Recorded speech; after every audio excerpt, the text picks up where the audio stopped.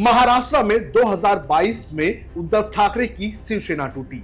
2023 में शरद पवार से अजीत पवार अलग हो गए और क्या अब 2024 में महाराष्ट्र में कांग्रेस भी टूटने जा रही है? शुक्रवार को हुए महाराष्ट्र के विधान परिषद के चुनाव के बाद राजनीतिक गलियारों में इसकी चर्चा होने लगी है। महाराष्ट्र के विधान परिषद के चुनाव में क्या हुआ है और क्यों महाराष्ट्र में इस वक्त कांग्रेस सवालों के घेरे में है, इसकी चर्चा हम इस खबर में करेंगे। नमस्कार, आप देख रहे हैं लोकमत हिंदी और मेरा नाम है सोनू कनौजी। हाल ही में हुए लोकसभा चुनाव में महाराष्ट्र में सत्ताधारी महायुति को करारा झटका लगा था, लेकिन शुक्रवार को हुए विधान परिषद के चुनाव में महायुति ने वापसी कर ली है। शुक्रवार को महाराष्ट्र में 11 सीटों पर विधान परिषद के चुनाव हुए, जिसमें महायुति के सभी 9 उम्मीदवारों की जीत हुई है।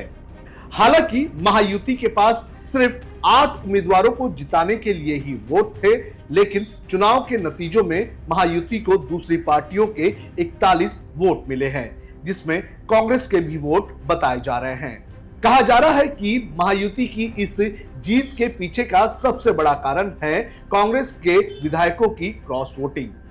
जानकारी के अनुसार लगभग 7 से ज्यादा कांग्रेस के विधायकों ने इस चुनाव में क्रॉस वोटिंग की है, जिसके चलते महाविकास आघाड़ी के एक कैंडिडेट को हार नसीब हुई। सबसे पहले समझ लेते हैं कि महाराष्ट्र विधान परिषद के इस चुनाव का गणित किस तरह से रहा था। महाराष्ट्र विधान परिषद की 11 सीटें खाली हुई थी और इन 11 सीटों पर 12 उम्मीदवारों को मैदान में उतारा गया था। इन 12 में से 9 जो उम्मीदवार थे वो सत्ताधारी महायुति के थे और महाविकास आघाड़ी की तीनों पार्टियों ने एक एक कैंडिडेट को मैदान में उतारा था। इस वक्त महाराष्ट्र विधानसभा की अगर बात करें तो यहां पर जो विधायकों की संख्या है वो 274 है और इस हिसाब से किसी भी उम्मीदवार को चुनाव जीतने के लिए 23 वोटों की जरूरत थी। बात करें सत्ताधारी महायुति की तो महायुति के पास 183 वोट थे और उन्हें अपने सभी कैंडिडेट्स को जिताने के लिए एक्स्ट्रा 24 वोटों की जरूरत थी। वहीं बात करें महाविकास आघाड़ी की तो महाविकास आघाड़ी के विधायकों की संख्या महाराष्ट्र में 62 है और उन्हें इस चुनाव में अपने सभी उम्मीदवारों को जिताने के लिए एक्स्ट्रा 7 वोटों की जरूरत थी, जो महाविकास आघाड़ी के लिए काफी आसान बात थी, लेकिन ऐसा नहीं हुआ। और जब इस चुनाव के नतीजे आए तो नतीजों में यह पता चला कि सत्ताधारी महायुति को 41 वोट जो है वो दूसरी पार्टियों के मिले हैं, जिसमें से यह बताया जा रहा है कि लगभग 12 वोट जो है वो कांग्रेस के महायुति को मिल चुके हैं। नतीजों में बीजेपी के सभी 5 उम्मीदवारों को 26-26 वोट मिले हैं। वहीं अगर बात करें एकनाथ शिंदे की तो उन्होंने 2 कैंडिडेट मैदान में उतारा था, उनके कैंडिडेट्स को 25 और 26 वोट मिले हैं। वहीं अगर बात करें अजीत पवार की तो अजीत पवार की तरफ से भी मैदान में 2 कैंडिडेट उतारे गए थे, उनमें से एक विधायक को 23 और एक विधायक को 24 वोट मिले हैं। वहीं बात करें महाविकास आघाड़ी की तो महाविकास आघाड़ी में कांग्रेस की प्रज्ञा सातव को सबसे ज्यादा 26 वोट मिले। शिवसेना यानी कि उद्धव ठाकरे की पार्टी के कैंडिडेट मिलिंद नार्वेकर को 22 वोट ही मिले थे, लेकिन कांग्रेस के वोट को ट्रांसफर करके उनकी जीत हो चुकी है। शरद पवार के जयंत पाटिल को इस चुनाव में महज 12 ही वोट मिले और उनकी हार हो गई।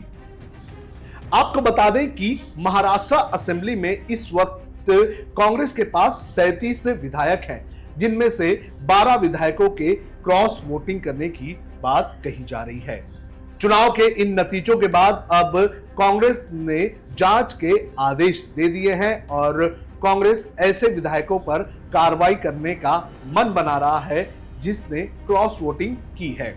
वहीं इन नतीजों के बाद उद्धव ठाकरे की पार्टी के नेता संजय राउत ने सत्ताधारी महायुति पर काफी गंभीर आरोप लगाया है। संजय राउत ने एक प्रेस कॉन्फ्रेंस करके ये कहा है कि इस चुनाव में भी विधायकों को खरीदने का काम किया गया है। उन्होंने आरोप लगाया है कि इन विधायकों को अपने पक्ष में वोट देने के लिए सरकार ने जमीन के अलावा 25-25 करोड़ रुपए भी दिए हैं। 2 साल पहले विधान परिषद का, तभी ये 7 लोग टूट गए थे। ये 7 लोग सिर्फ कागज पर है, वो पहले से टूट चुके।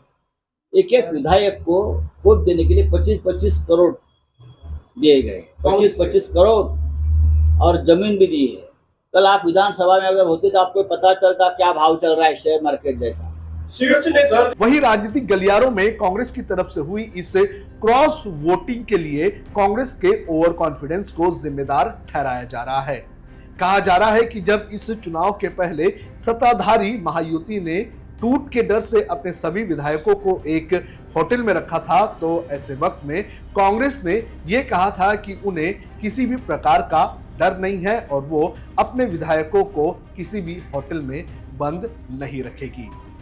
हालांकि इसका खामियाजा इस वक्त कांग्रेस को देखने मिल रहा है। इस चुनाव का असर आने वाले दिनों में जो महाराष्ट्र में विधानसभा के चुनाव होने हैं उस पर कितना होगा ये आगे कहने वाली बात है, लेकिन इस चुनाव के नतीजे के बाद जो विधायकों का समीकरण है वो बदलता हुआ नजर आ रहा है।